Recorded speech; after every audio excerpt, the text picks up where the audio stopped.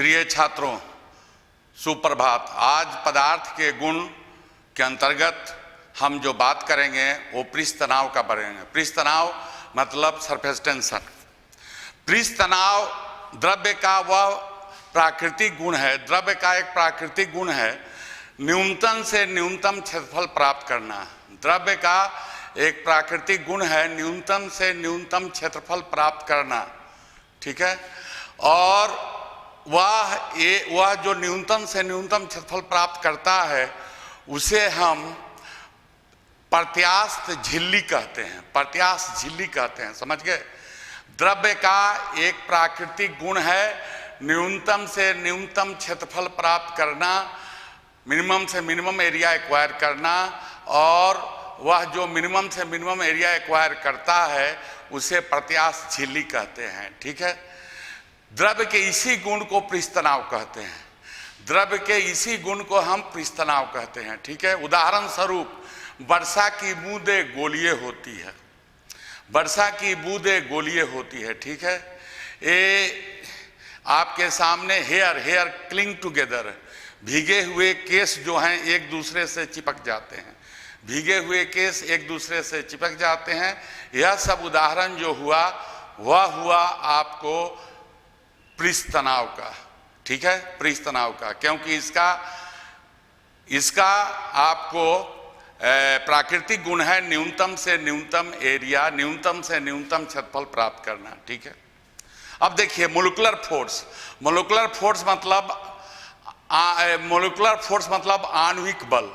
Molecular force का मतलब होता है आणविक बल, ठीक है।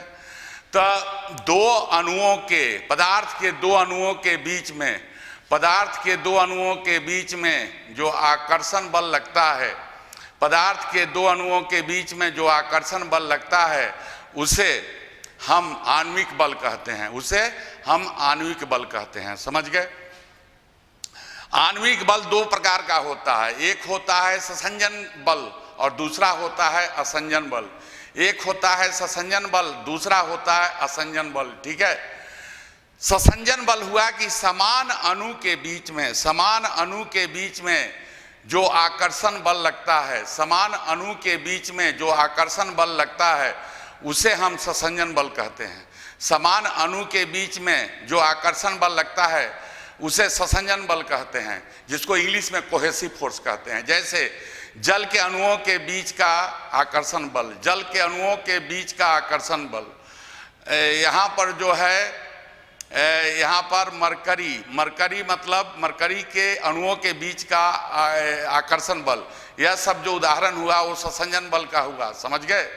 दूसरी बात, अगर पदार्थ के दो विभिन्न अणुओं के बीच में, पदार्थ के दो विभिन्न अणुओं के बीच में जो आकर्षण बल लगता है, पदार्थ के विभिन्न अणुओं के बीच में जो आकर्षण बल लगता है उसे हम असंजन बल कहते हैं, जिसको एडहेसिव फोर्स कहते हैं, समझ गए।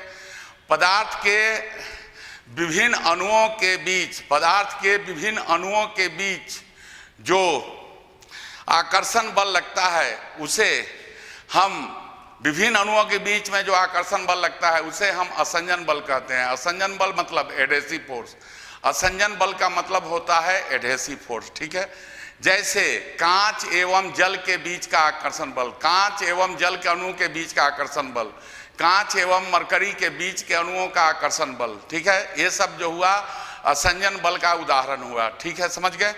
अब सुनिए, यदि ससंजन बल और असंजन बल दोनों इक्वल हो, कहीं पर ससंजन बल और असंजन बल दोनों इक्वल मतलब समान है, जो पॉसिबल नहीं है, लेकिन मान लीजिए कि यहाँ पर ससंजन बल और असंजन बल दोनों समान है, वहाँ पर अर्धचंद्रक जो होता है वो समतल होता है, वहाँ पर जो अर्धचंद्रक होता है वह समतल होता है, समझ गए।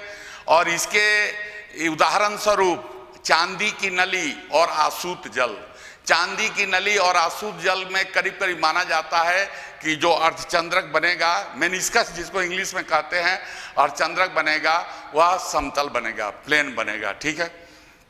दूसरी बात, यहाँ पर जो है अगर यहाँ पर जो है असंजन बल अधिक है, ससंजन बल कम है, असंजन बल अधिक है, ससंजन बल कम है, ऊपर की तरफ खींचेगा, तब वहाँ पर जो मेनिस्कस बनेगा, जो अर्धचंद्रक बनेगा, वह अर्धचंद्रक कॉन्केव होगा।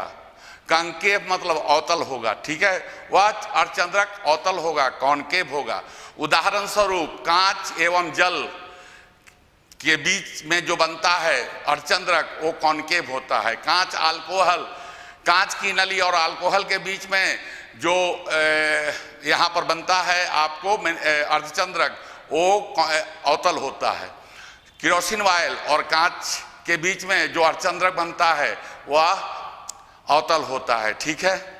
लेकिन अगर ससंजन का बल अधिक है, ससंजन का बल अधिक है, असंजन का बल कम है, उस समय जो मेनिस्कस बनता है, उस समय जो मेनिस्कस बनता है वह उत्तल होता है। वह क्या होता है? उत्तल होता है, नीचे की तरफ खींचता है, उत्तल होता है।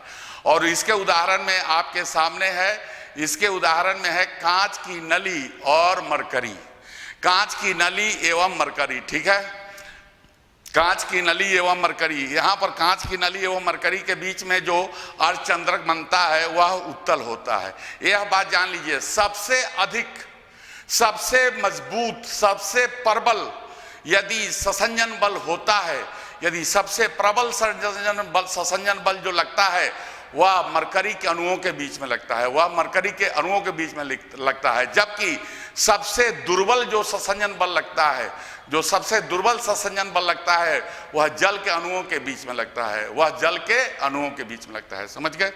देखिए यहाँ पर जो है, यहाँ पर ये लिक्विड है,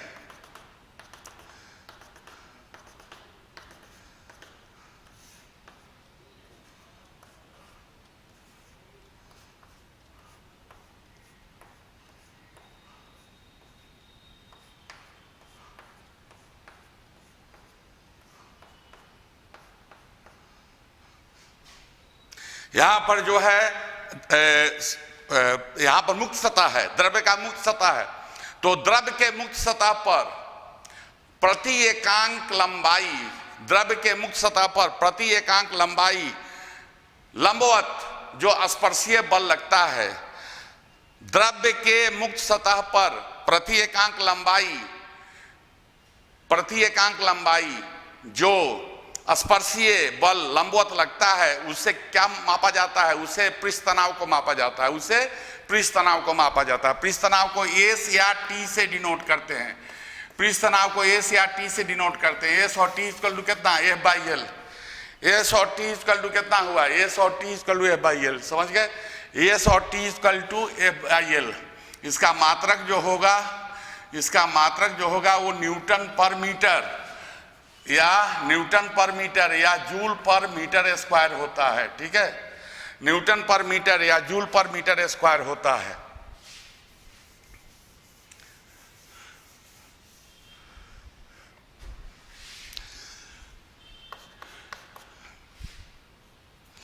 देखिए यहां पर जो है, यहां पर जो है आपको ताप क्रम बढ़ाने से द्रव्य का पृष्ठ तनाव घटता है। एक बात याद रखिएगा, ताप क्रम बढ़ाने से द्रव्य का पृष्ठ तनाव जो होता है वो घटता है, ठीक है, ताप क्रम बढ़ाने से द्रव्य का पृष्ठ तनाव घटता है। एस थीटा इक्वल टू कितना हुआ? S theta equal to S naught, S theta equal to S naught 1 minus alpha into delta theta. S theta equal to S naught 1 minus alpha delta theta, जहाँ S theta जो है theta degree centigrade पर पृष्ठ तनाव है, ठीक है, जहाँ S theta theta degree centigrade पर पृष्ठ तनाव है, एस नॉट जो है 0 डिग्री सेंटीग्रेड पर पृष्ठ तनाव है, और अल्फा जो है पृष्ठ तनाव का तापीय गुणांक है। तापीय गुणांक अल्फा जो है पृष्ठ तनाव का तापीय गुणांक है। S theta equal to S naught 1 minus alpha delta theta. यह सूत्र कोई महत्वपूर्ण नहीं है, यह सूत्र सिर्फ कंसेप्ट के लिए है। यह सूत्र कंसेप्ट के लिए क्या है? कंसेप्ट के लिए है कि ताप क्रम बढ़ाने से, ये बात को ध्यान रखिए, ताप क्रम बढ़ाने से द्रव्य का पृष्ठ तनाव जो होता है वो घटता है, ठीक है, द्रव्य का पृष्ठ तनाव जो होता है वो घटता है। चरम तापक्रम पर द्रव्य का पृष्ठ तनाव जो होता है शून्य हो जाता है। चरम तापक्रम पर द्रव्य का पृष्ठ तनाव जो होता है वो शून्य हो जाता है, समझ गए। तो अब यहाँ पर जो है हर द्रव्य का अलग अलग चरम तापक्रम होगा, हर द्रव्य का अलग तापक्रम होगा, चरम तापक्रम अलग अलग होगा। अलग अलग चरम तापक्रम पर द्रव्य का पृष्ठ तनाव जो होता है वह शून्य हो जाता है, ठीक है।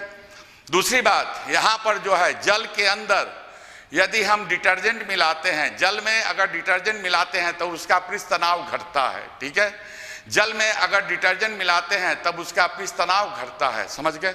अब सुनिए, एक जो है बहुत ही महत्वपूर्ण टर्म है सतह ऊर्जा, उसे कहते हैं सतह ऊर्जा। सतह ऊर्जा को कहते हैं सरफेस एनर्जी, सतह ऊर्जा को कहते हैं सरफेस एनर्जी, ठीक है। सतह ऊर्जा को कहते हैं सरफेस एनर्जी। स्टूडेंट को एक कंफ्यूजन क्या हो जाता है कि जो न्यूनतम से न्यूनतम क्षेत्रफल जो प्राप्त करता है, स्टूडेंट को कंफ्यूजन जो होता है वो न्यूनतम से न्यूनतम क्षेत्रफल जो प्राप्त करता है उसे हम सतह ऊर्जा कहते हैं। नहीं, वह तो उसका प्राकृतिक गुण है, यह द्रव्य का प्राकृतिक गुण है। द्रव्य का प्राकृतिक गुण है न्यूनतम से न्यूनतम क्षेत्रफल प्राप्त करना। द्रव्य का प्राकृतिक गुण है न्यूनतम से न्यूनतम क्षेत्रफल प्राप्त करना, ठीक है। द्रव्य का प्राकृतिक गुण है न्यूनतम से न्यूनतम क्षेत्रफल प्राप्त करना, ठीक है। तब यहाँ पर जो है ये बात को ध्यान रखिए, यदि हम उसके क्षेत्रफल को बढ़ाते हैं, यदि हम उसके क्षेत्रफल को बढ़ाते हैं, ठीक है, यदि हम उसके क्षेत्रफल को बढ़ाते हैं तब, यदि हम उसके क्षेत्रफल को बढ़ाते हैं तब कुछ कार्य किया जाता है, ठीक है। यदि हम उसके क्षेत्रफल को बढ़ाते हैं तो कुछ कार्य होता है, और कार्य जो होता है वो किसके विरोध में होता है? कार्य जो होता है वो पृष्ठ तनाव के विरुद्ध में होता है, ठीक है। यदि हम उसके क्षेत्रफल को बढ़ाते हैं, यदि हम उसके क्षेत्रफल को बढ़ाते हैं तो कार्य किया जाता है, और कार्य जो होता है वह पृष्ठ तनाव के विरुद्ध होता है। और जो पृष्ठ तनाव के विरुद्ध जो कार्य होता है और उस सतह पर जो ऊर्जा के रूप में संचित होता है उसे हम सतह ऊर्जा कहते हैं, उसे हम सतह ऊर्जा कहते हैं। दिमाग बैठ गया? सरफेस एनर्जी कहते हैं। क्या कहे? यदि हम क्षेत्रफल को बढ़ाते हैं, क्षेत्रफल को बढ़ाते हैं तथा कार्य किया जाता है, और कार्य जो किया जाता है वो किसके विरुद्ध में किया जाता है? कार्य जो किया जाता है वो पृष्ठ तनाव के विरुद्ध में किया जाता है। कार्य जो किया जाता है वो पृष्ठ तनाव के विरुद्ध में किया जाता है, तथा वहां पर जो ऊर्जा संचित होती है, तथा वहां पर जो ऊर्जा संचित होती है, जो कार्य किया जाता है पृष्ठ तनाव के विरुद्ध में, उसे हम सतह ऊर्जा कहते हैं। और बात याद रखिए, न्यूमेरिकली, आंकिक रूप से न्यूमेरिकली सतह ऊर्जा प्रति एकांक क्षेत्रफल, सतह ऊर्जा प्रति एकांक क्षेत्रफल जो होता है, ठीक है, सतह ऊर्जा प्रति एकांक क्षेत्रफल जो होता है वह पृष्ठ तनाव के बराबर होता है। दिमाग बैठा लीजिए, आंकिक रूप से न्यूमेरिकली, आंकिक रूप से न्यूमेरिकली सतह ऊर्जा प्रति एकांक क्षेत्रफल जो होता है, सतह ऊर्जा प्रति एकांक क्षेत्रफल जो होता है वो पृष्ठ तनाव के बराबर होता है, समझ गए। तो T बराबर कितना हो गया? T बराबर हो गया W/A, ठीक है। T बराबर W/A, और W इक्वल टू कितना हुआ? TA। T बराबर W/A, T equal to W/A, और W बराबर कितना हुआ? TA। बहुत इंपॉर्टेंट, बहुत महत्वपूर्ण सूत्र है।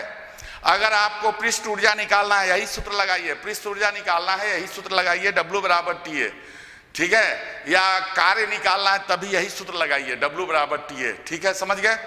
ये बात को ध्यान रखिए, ये फार्मूला कोई किसी भी द्रव्य के लिए, कोई भी द्रव्य के लिए ये फार्मूला होगा W बराबर TA, ठीक है। W बराबर TA किसी भी द्रव्य के लिए होगा, लेकिन सोप के लिए, साबुन के लिए जो सूत्र होगा वह डबल लेयर होता है, साबुन में डबल लेयर होता है, इसलिए 2 से मल्टीप्लाई कर देंगे।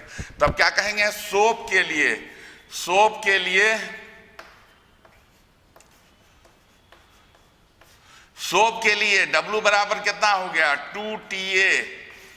सोप के लिए W बराबर 2TA। बात याद रखिएगा, यहां पर जो है आपको पृष्ठ तनाव में जितना भी सूत्र आएगा, पृष्ठ तनाव में जितना भी सूत्र आएगा, तब ये बात को ध्यान रखिए, पृष्ठ तनाव में जितना भी सूत्र आएगा सब सूत्र एक ही, जो सूत्र होगा वो सोप के लिए भी होगा। जितना भी सूत्र आएगा पृष्ठ तनाव में वो सोप के लिए भी होगा, लेकिन सोप में जो है, साबुन में जो है 2 से मल्टीप्लाई हो जाएगा। दिमाग बैठ गया? साबुन में 2 से गुना हो जाएगा। साबुन में 2 से गुना क्यों होगा? क्योंकि साबुन में जो है, सोप में जो है डबल लेयर होता है। ठीक है,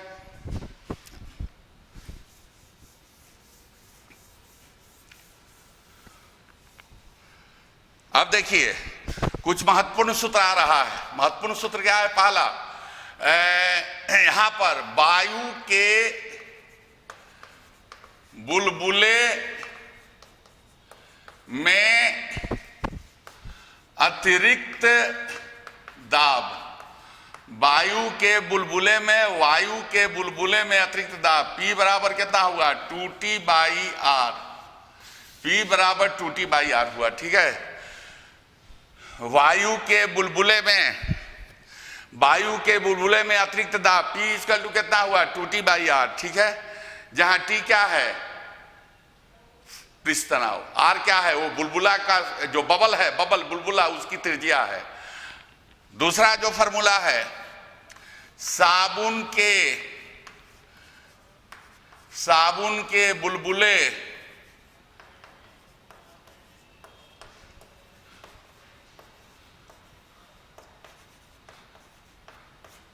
साबुन के बुलबुले में अतिरिक्त दाब, P बराबर कितना हो गया? 40/R। ठीक है, साबुन के बुलबुले में अतिरिक्त दाब, P बराबर कितना हो गया? 40/R। ठीक है, साबुन के बुलबुले में P बराबर हुआ 40/R, और वायु के बुलबुले में P बराबर जो होता है वो 2T/R होता है। ठीक है, तो या वायु का बुलबुला हो या साबुन का बुलबुला हो, दोनों में क्या हुआ? P जो है समानुपाती 1/R होता है। P समानुपाती 1/R होता है। इसका मतलब क्या हुआ? इसका मतलब हुआ कि जैसे जैसे त्रिज्या का मान बढ़ेगा, जैसे जैसे त्रिज्या का मान बढ़ेगा और दाब घटेगा और जो बुलबुला है वो ब्रस्ट कर जाएगा, फट जाएगा। जो बुलबुला है फट जाएगा, ये बात याद रखिए। तो जो बुलबुला जितना लघु होता है, जितना छोटा होता है, वो काफी समय तक एग्जिस्ट करता है, और जो जितना बड़ा होता है वो तुरंत ब्रस्ट कर जाता है, क्योंकि उसमें अतिरिक्त दाब जो होता है वह कम होता है। बड़ा बुलबुला में अतिरिक्त दाब जो होता है वो कम होता है। अब मान लीजिए एक सूत्र है कि यदि वायु का बुलबुला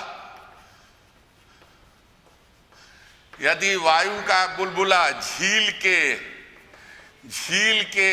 अंदर है, यदि वायु का बुलबुला झील के अंदर है, तब कुल दाब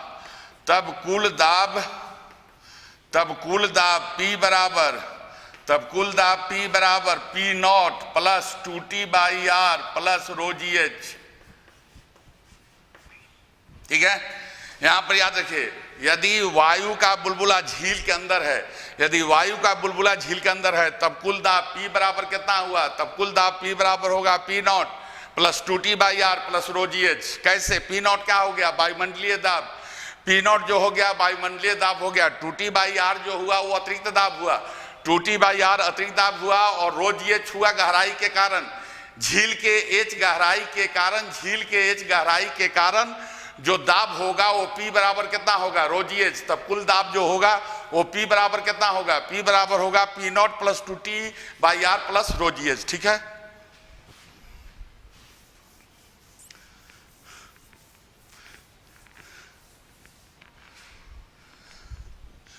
अब देखिए इसके आधार पर एक प्रश्न है,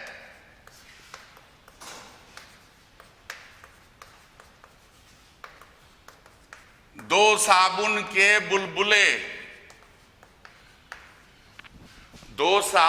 बुलबुले जिसकी त्रिज्या R1 तथा R2, R1 greater than R2, एक दूसरे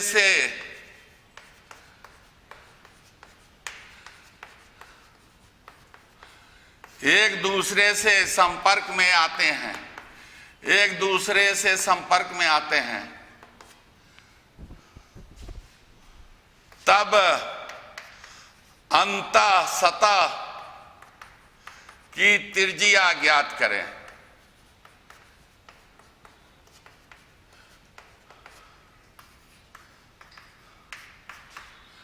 अंतः सतह की त्रिज्या ज्ञात करें। मान लीजिए कि दो साबुन के बुलबुले जिसकी त्रिज्या R1 तथा R2 है, R1 ग्रेटर देन R2 है, एक दूसरे के संपर्क में आते हैं, तब अंतः सतह की त्रिज्या ज्ञात करें। तो देखिए R1 ग्रेटर देन R2 है, इसका मतलब क्या है, कौन बुलबुला बड़ा है, R1 का, R2 का बुलबुला कम है, तो ज्यादा दाब किस में होगा, R2 में।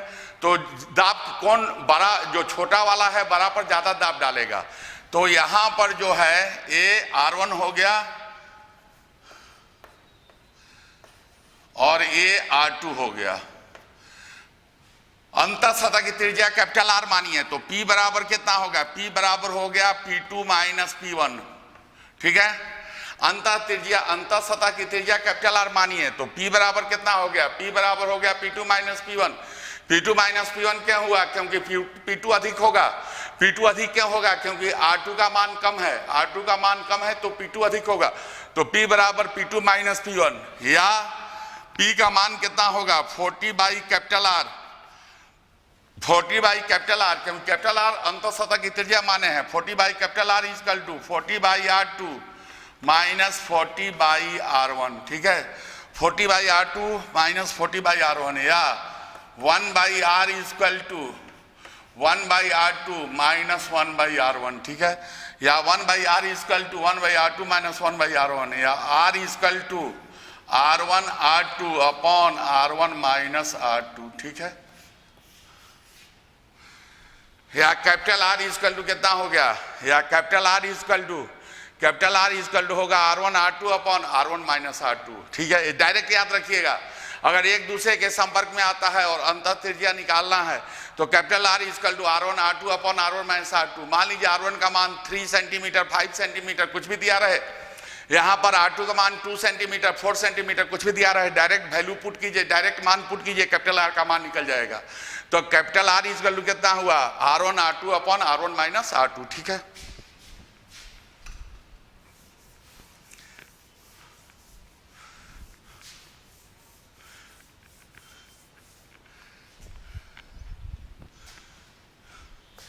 एक प्रश्न है दूसरा, दो साबुन के बुलबुले जिसकी त्रिज्या R1 तथा R2 है, समतापीय रूप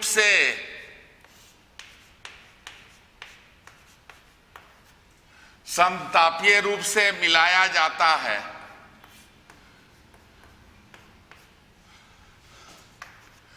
समतापीय रूप से मिलाया जाता है।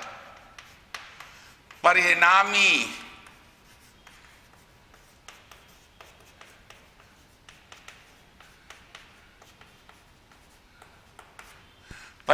की त्रिज्या ज्ञात करें। क्वेश्चन प्रश्न है कि दो साबुन के बुलबुले जिसकी त्रिज्या R1 तथा R2 है, समतापीय रूप से मिलाया जाता है, परिणामी की त्रिज्या ज्ञात करें। समतापीय रूप से मिलाया जाता है, समतापीय रूप का मतलब हुआ समान तापक्रम, समतापीय रूप का मतलब हुआ समान तापक्रम, समान तापक्रम में मिलाया जाता है। तो समान तापक्रम में मिलाया जाता है तब उसका जो है आपको परिणामी की त्रिज्या निकालना है।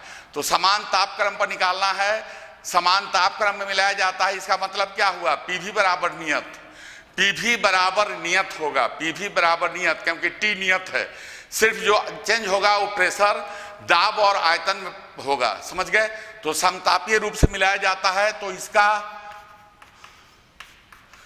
पीवी बराबर कितना, पीवी बराबर P1 V1 plus P2 V2, ठीक है। पीवी बराबर P1 V1 plus P2 V2, या P का मान कितना हो गया 40 बाई R इंटू V का मान 4/3 पाई R3 बराबर 40 बाई R1, ठीक है। 40 by R1 into 4/3 pi R1 cube plus 40 by R2 4/3 pi R2 cube, ठीक है।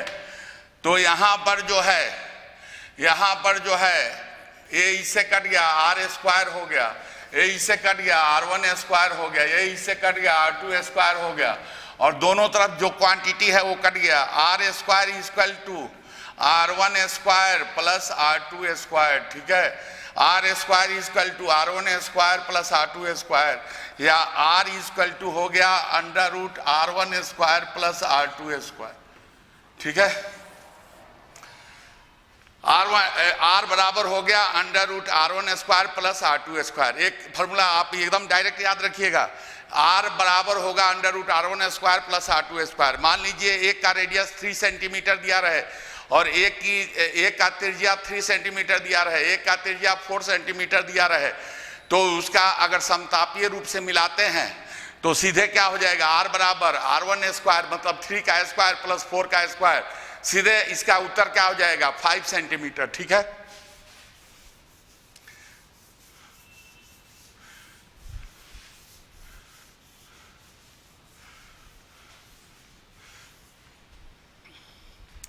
तब ये बात को आप ध्यान रखिएगा, ठीक है। यहां पर जो है, यहां पर ये बात को दिमाग बैठाए रखिए कि ये प्रश्न जो है समतापीय रूप से आएगा। जैसे मान लीजिए कहा जाए कि कोई बुलबुला जो है झील के पेदे में है, कोई वायु का बुलबुला झील के पेदे में है, जब वो नीचे से ऊपर आता है, जब नीचे से ऊपर आता है तब उसका त्रिज्या, उसका आकार जो है, उसकी त्रिज्या है दुगनी हो जाती है, उसकी त्रिज्या तीन गुनी हो जाती है। तब आपको झील की गहराई निकालना है, तब उसके झील की गहराई निकालना है। यदि वायुमंडलीय दाब जो है कैपिटल H के बराबर है, तो वायुमंडलीय दाब कैपिटल H के बराबर है, तो सीधे आप कर दीजिएगा P1 V1 बराबर कितना P2 V2, सीधे कर दीजिएगा P1 V1 बराबर P2 V2, क्योंकि यदि वायु का बुलबुला झील के पेदे से ऊपर आता है तब उसकी त्रिज्या जो है दुगनी या तीन गुनी हो जाती है, मतलब आयतन बढ़ जाता है, दाब क्या होगा, घट जाएगा। तो पेदे में जो होगा वो P0 प्लस ρgh होगा, लेकिन जब ऊपर आएगा तब P0 सिर्फ आपको वायुमंडलीय दाब होगा, और आराम से हम वो झील की गहराई को निकाल सकते हैं। फार्मूला हम लगा देंगे P1 V1 बराबर P2 V2, ठीक है, समझ गए। तो ये जो बातें हुई आज अभी तक आपके सामने, वो पिच तनाव के बारे में हुआ। एक आया S और T बराबर F/L, दूसरा क्या आया बड़ा महत्वपूर्ण W बराबर TA या W बराबर 2TA साबुन के लिए, तीसरा जो आया अतिरिक्त दाब वायु बुलबुला P बराबर 2T/R, साबुन के लिए P बराबर 4T/R। ये और ये जो आपके सामने जो प्रश्न बताया गया वो बड़ा महत्वपूर्ण प्रश्न था। धन्यवाद।